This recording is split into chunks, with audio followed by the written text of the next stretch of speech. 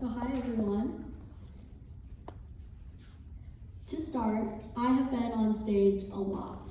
And by a lot, I mean a lot. But it hasn't always been like that. I joined Sycamore in kindergarten in 2015 and I graduated in 2024. When I first arrived, I was quiet, reserved, and could never have dreamt of spending my weekends performing in front of people. But in my 9 years at Sycamore, I learned so many invaluable skills that gave me the confidence to become who I am today. Sycamore gave me my voice. There are three main skills that immediately come to mind. First off, Sycamore taught me how to speak in public. This skill is something I use all the time, whether in class or doing an interview for my podcast or on a festival stage in Milwaukee. From a very early age, Sycamore would incorporate public speaking into its curriculum. And the poetry team in 3rd grade was a low-stakes way to teach kids how to read aloud and overcome their fear of being in front of people. In middle school, many units would culminate in a final presentation in front of the class. I even attribute a lot of my comfort on stage to Profe, our Spanish teacher's, speaking exams. They provided a low judgment environment where I could practice thinking on my feet. All of this helped me become comfortable expressing myself and my ideas in front of an audience. Additionally, Sycamore instilled in me a sense of curiosity. I was exposed to so many subjects, cultures, and opportunities that now I want to try everything that sounds interesting, even if it feels intimidating or unfamiliar. Teachers never shut down my curiosity, instead they embraced it. And in English classes, we would participate in Harkness-style discussions. These not only encourage students to dive deeper and question other people, but also to challenge their own assumptions. This desire to learn other people's perspectives was a trait I genuinely valued, so much so that it became the basis of my podcast, which I'll talk more about later. Most of all, Sycamore taught me how to be independent. I cannot stress this enough. Sycamore's challenging workload forced me to manage my time intentionally, and I used that skill to more successfully balance being a student athlete and a musician. The teachers also expected us to advocate for ourselves. Even something as simple as knowing how to write an email was taught early on to allow students to manage their own relationships. This self-advocacy is something I use in everything I do. For instance, I manage my podcast completely on my own, and I reached out to the IRS and the Secretary of State to formally establish my nonprofit. It is so important for kids to stand up for themselves and face rejection on their own, and Sycamore gives its students the necessary skills to do that. So moving on to what I do now, this is my podcast, Little T's Big Interviews, and I started it in 2020 actually because of Sycamore's 5th grade media class.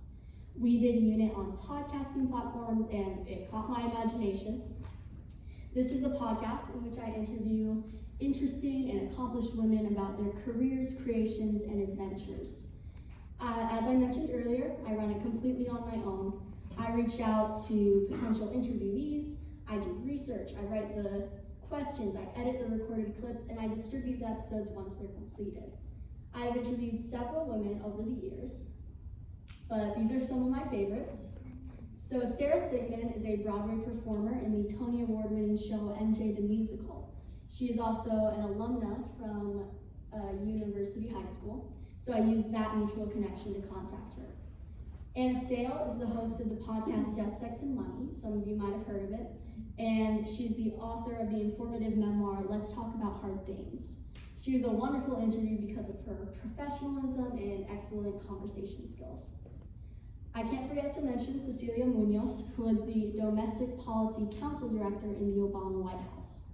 I set up all of these interviews through connections I already had.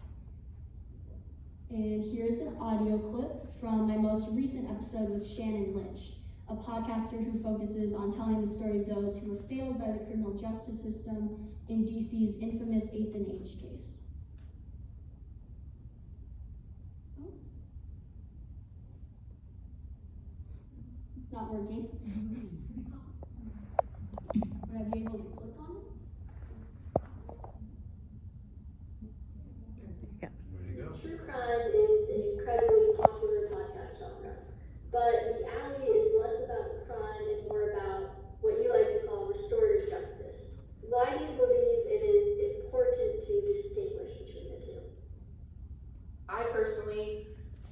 real interest in telling a true crime story that doesn't, either involve the people that are most affected by it, or is used as a teaching opportunity to describe, some of the shortcomings or opportunities to change the criminal justice system.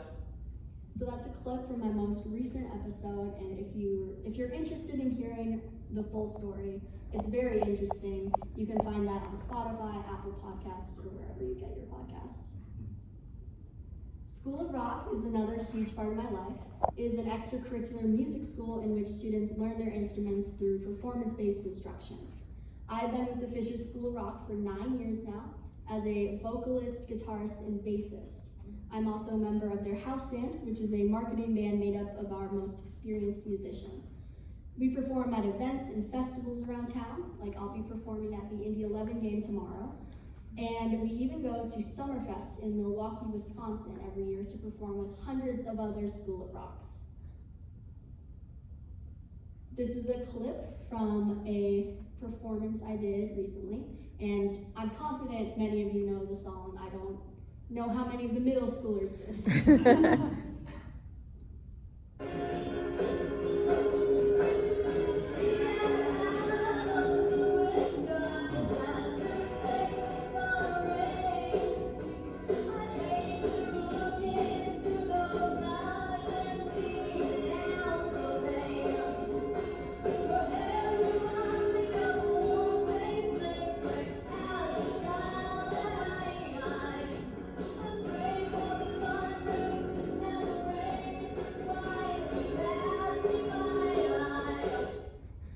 There you go.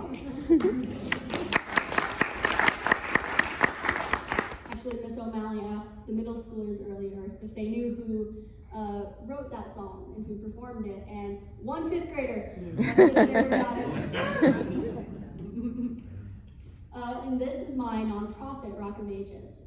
For me, this nonprofit was the perfect way to make something I love beneficial to my community. So I go to retirement homes, hospice centers, and even community groups to perform for older folks and teach them instruments.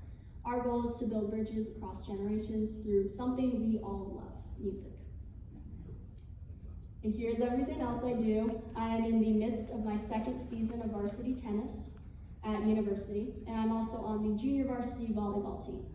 I'm a Caroline D. Bradley Scholar, class of 2028, and I'm so thankful for Sycamore introducing me to this great opportunity. When I advanced to the second round of the application process, it was Mrs. Simpson and Mr. Emery who supported me and helped me prepare for the interview. At Sycamore, I was also very involved in the musical program, so I've been trying to make more time for that in high school, even though it's pretty difficult. That is a picture of me in School of Rock, the musical, in which I played the bassist, Katie. That is not related to my other extracurricular School of Rock. So I'm still learning, I'm still growing, but I'm where I am today because of Sycamore. Thank you.